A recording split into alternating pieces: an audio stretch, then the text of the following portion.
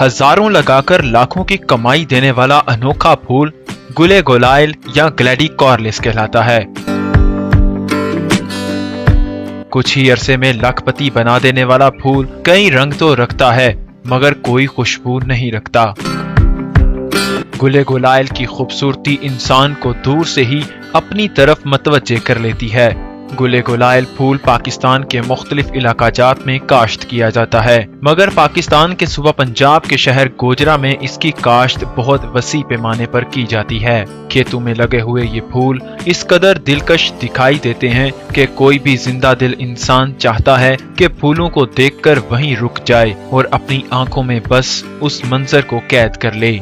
गुले गुलाइल फूल ज्यादातर शादी, ब्याह और दीगर तकरीबात में डेकोरेशन के तौर पर इस्तेमाल किए जाते हैं।